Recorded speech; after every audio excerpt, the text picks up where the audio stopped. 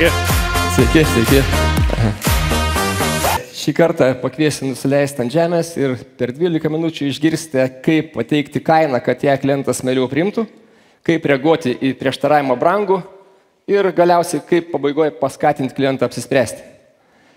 Bet prieš tai paklausiu, ar norėtumėt, kad nuo šios akimirkos visi likę konferencijos pranešimai būtų jums asmeniškai aktualūs? Norėtumėt? Tuomet pranešimų metu neklauskite savęs, ar aš tai žinojau, ar aš su tuo sutinku, o klauskite savęs, ar aš taip elgiuosi. O geriausiai, klauskite savęs, ar aš taip elgiuosi visada. Nes aš irgi kalbėsiu apie klasiką, kuri gali būti daugelį girdėta, tačiau taiko tik vienetai. Pradėsim nuo kainos temos. Aš jau užmastęs, reiškia, kreiptis į kažką. Jūsų galiu paklausti, jūsų brangiausio produkto kaina, kiek kainuoja? 4000 išgirdau. 4000.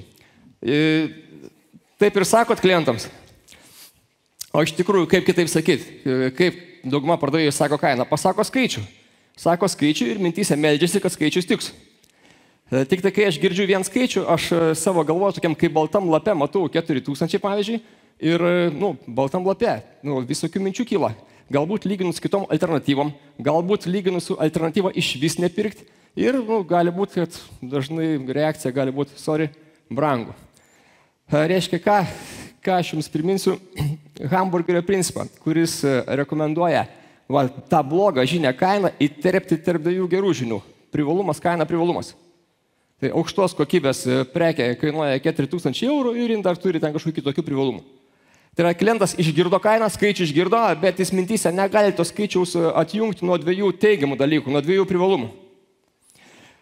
Kodėl aš nusprendžiau apie hamburgerį čia pakalbėti? Nes kaip per mokymus užsimenu, paaiškinu teoriją, visiems labai aišku, paprasta, čia paprasčiau nebūna, visi linkčia. Tada pasirenku atsitiktinį dalyvį mokymuose ir paprašau, pasakyk dabar savo kainą hamburgerio metodu, kurį ką tik mokėmės.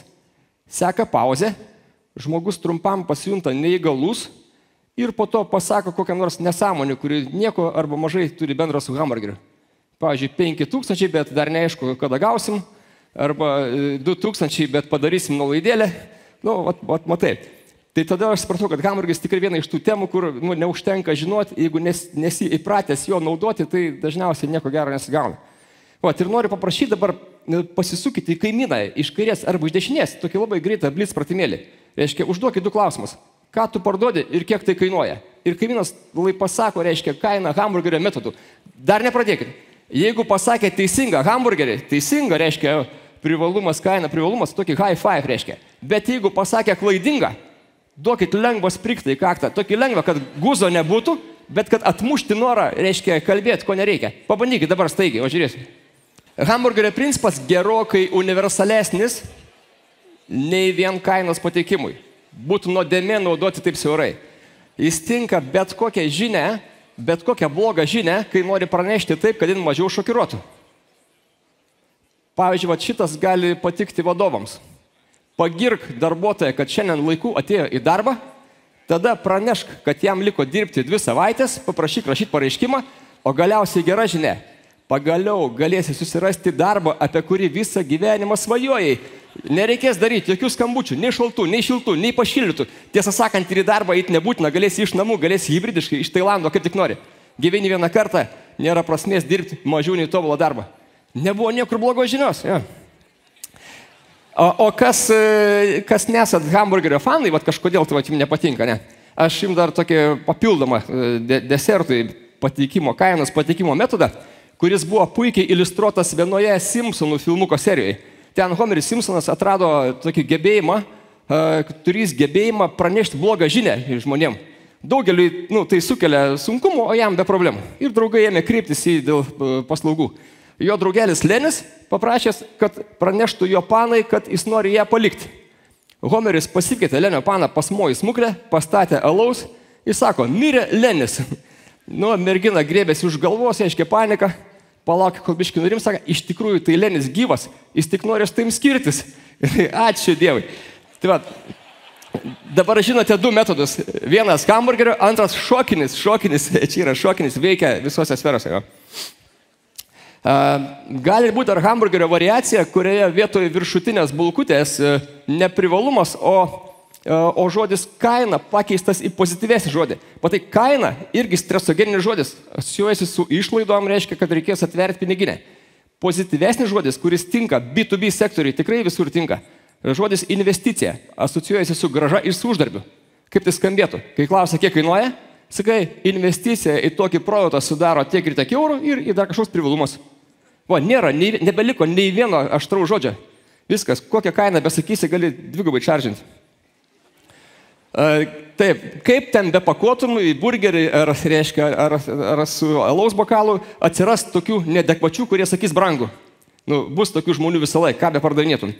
Tai aš čia surašiau tokius populiariausius, dažniausiai sutinkamus pardavėjų atsakymus į žodį brangu. Nesiūlau fotkintis čia, tai nėra tokie, kur aš norėčiau, jūs jau turit savus. Žiūrėkit, kai jums sako brangu, jūs nebėgat per duris, ten nemetat ragelio, kažkaip gyvartotės. Daugelis pardavėjų turi 2-3 kažkokius atsakymus, su kuriais puikiausiai universaliai visur taiko.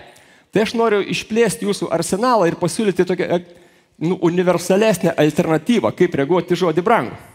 Žiūrėkit, žodis brangu tai vienas, bet kiek gali būti skirtingų priežasčių, kodėl žmogus sako brangu. Kažkuris sako brangu, nes turi pigesnį pasiūlymą. Kažkuris sako brangu, nes neturi tiek pinigų. Trečias galbūt sako brangu, nes jis nori dėrėtis. Kaina tinka, tiesiog nori nuolaidos. Ketvirtas sako brangu, nes nori, kad tu atsiknistum, jis nenori pirkti. Aš dar galėčiau tęsti. Tai mano galvoje žodis brangu tai toks kaip penkiagalvis slibinas.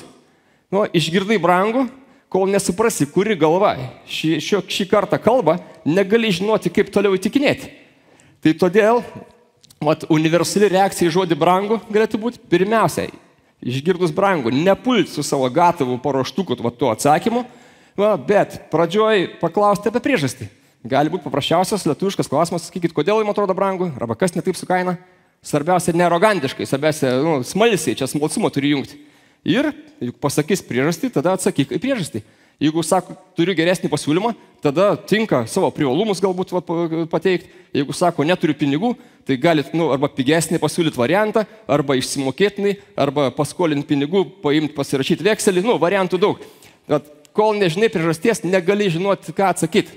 Tai pagrindinė šios temos mintis, išgirdę žodį brangu, nevaidink ekstrasensą ir nešaudyk užrištom akim savo tos gatavus paraštukus. Paklausk, kodėl. Man tas klausimas yra daug pinigų padės taupyti. Yra vadovų, kurių mintyse matau nuotraukas, kai sakė brangu, klausiu, kodėl. Sako, aš visiems taip sakau, dažnai ir nuolaidą duoda. Viskas tvarkoja, aš taip pabandžiau. Taip, ir trečia dalis, kaip paskatinti klientą apsispręsti. Jau po visų šitų, metodų, bajeriukų, ateina toks momentas, kai pasiūlymas pateiktas, prieštaravimai atsakyti ir tokia pauzė, kai norėtųsi lyg ir stumtelėti. Tai čia dvi didžiausios klaidos yra pirma, naudoti spaudimą. Kas gali būti pavyzdžiai spaudimo? Pirk dabar, rytoj brangs, rytoj baigsis, sutartis, būk vyras, dėk parašą, gerą kainą ir panašiai. Gal ta spaudimo tokios taktikos, gal jos ir veikia kažkur ten prie maksimos, prekiaujant arbūzais vienetais. Bet B2B sektoriai, kur sprendimų priėmėjai yra su kritiniu mąstymu, jie nemėgsta pajaus, kad yra spaudimas. Ir antra klaida - palikti ramybėj.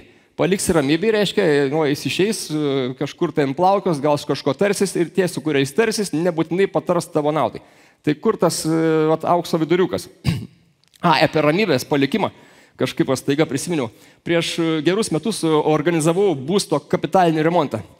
Ir atėjo laikas, kai pasikeičiau iš įmonės atstovus, kad pateiktų elektros instaliacijos projektą ir pasiūlymą. Jie įvertino viską, grįžo, poras dienų bėgiai atsiuntė Excelį, pasiūlymą, ten kainą. Aš perskaičiau, išsisaugau. Praėjo maždaug 2 mėnesiai, prisiminiau, kad jau laikas elektros instaliacijos darbam. Prisiminiau, kad kažkada pasiūlymą netgi buvau gavęs. Bet tiksliai neatsimenu net firmos pavadinimo. Pirmą raidę atsimenu, iš kokios raidės ir maždaug kokį ilgį žodis. Tai kiek man reikėjo plušėti tarp e-mailų, kad toj paieškos laukelį, reiškia atspėti ir surasti tą laišką. Galiausiai suradau. Reiškia, ten vadybininko vardas, numeris. Skambinu į tą firmą, atsiliepia kitas. Sako, dabar šito nėra, pažadėjo perduoti, kad man perskambins. 2 dienas neperskambina, 3 dieną pats pagavau. Priminiau, kas toks, sako, taip, aš jūs prisimenu. Ir tada sako, žinot, aš kai pateikiu pasiūlymą, suprantu, kad klientui norisi pagalvoti. Tai aš specialiai netrukdau. Galvoju, geras, 2 mėnesius netrūdė, kokią kantrybę, geležinė. Tai va, su šito neperlenkti. Tai kaip elgtis, aiškiai, kaip tam paskatinti tą sprendimą ir kokią taktiką aš siūlau. Kai ateina ta pauzė, kai atrodo, galėtum jaunuolis paskatinti, pirmiausia, aš tokį užduodu principinį klausimą. Klausiu, tai ką manot apie galimybę daryti tokius mokymus? Iš principo, ką manot apie pasiūlymą? Toks neįpareigojantis. Aš žiūriu labiau in ar labiau out. Ir jeigu sakos, taip sounds good, nes šiek tiek neįpareigojantis, tada antras jau paskatinti konkretų sprendimą. Mano atveju aš dažnai klausiu, tai ar galiu tuomet ruošti sutartį. Tai va, jeigu viskas laimingai, sutartis. Bet jeigu ar po pirmo, ar po antro, aiškiai, bloko pasako, reikia pagalvoti, reikia pasitarti, laukiam kitų pasiūlymų, dar, aiškiai, su direktorium, dar su kitais, duokit mums laiko, mums reikia savaitės. Nesvarbu, ką sako, bet nesako taip, nesako ne, o nukelia, nori nukelti sprendimą. Žiūrėkit, jeigu žmogus nori nukelti sprendimą, tai reikėtų traktuoti, kad jis turi abejonių. Neturėtų abejonių, įvyktų vienas iš 2 dalykų. Arba pirtų, arba pasakytų, ačiū, nereikia. Jeigu nori nukelti, vadinasi, turi abejonių. Tai neveltui parašiau raudonai. Jeigu vienintelį dalyką atsiminkit šitą. Aiškiai, pabaigoje būtinai pasiteirauti, sakykit, prašau, kokiu turite abejonių. Arba kas trukdo priimti sprendimą dabar. Svarbu tikrai nuoširdžiai. Čia yra skirtumas nuo spaudimo, čia nespaudimas. Aš nespaudžiu nuspręsti, aš tiesiog nuoširdžiai noriu sužinoti abejonės. Ir šitas klausimas dažnai yra svarbesnis netgi ne tau, o klientui. Toks kaip savęs coachingo klausimas. Žmogus iš įpročio norėjo nukelt, bet kai jo paklausė, dėl ko bejoji, pats nevalingai pagalvoji, dėl ko bejoji. Ir jeigu neteina į galvą jokių abejonių, čia lyg ir išvada, kad verta pirkti. Tas klausimas gali ir padėti pagreitinti sandorį. Ir galiausiai paskutinis klausimas jums. Sakykit, ar galite prisiminti, kai jūs kažką pirkot, savo ar įmonį, svarbu, paslaugą ar prekę, kažką pirkot. Galiausiai jūs pasakėt, aš pagalvosiu ir prisiminkit atvejį, kai pardavėjas jums uždavė tą klausimą. Sakyk, kokių turi abejonių. Pakelkit rankas, kas prisiminat atvejį, konkretų atvejį, kai jūsų šito paklausė. Nepakelsit, vienas kitas į tie, kur klausimą neišgirdo dažnai. Taip, ką aš noriu pasakyti, tai ir ko gero mažiausiai nuvalkiota pardavimų taktika. Pabaigoje, kol pokalbis nesibaigia, neleisk jam užsibaigti. Pasidomėk, dėl ko žmogus abejoja. Blogiausia, kas gali įvykti, jis neatsakys. Tai tu ir taip nežinojai. Geriausia, kas įvyks, jis atsakys ir tu galėsi toliau jį įtakoti. Klientas abejojantis, o čia pardavėjas. Tai dabar mano laikas baigėsi ir aš ką dar pagalvojau, kad klientai dažnai klausia, kaip užtikrinti, kad po mokymų jie taikys tai, ką tu išmokai. Kaip užtikrinti? Aš ką žinau, po mokymų jau tu turi užtikrinti, bet aš taip nesakau. Aš taip pagalvoju tik tais. Bet tai skatina mane inovuoti. Ir aš nusprendžiau, aš užtikrinsiu, kad bent vienas iš jūsų, šitoj salėje, ilgam prisimins hamburgerio principą. Tai gyvuoja kainos hamburgeris.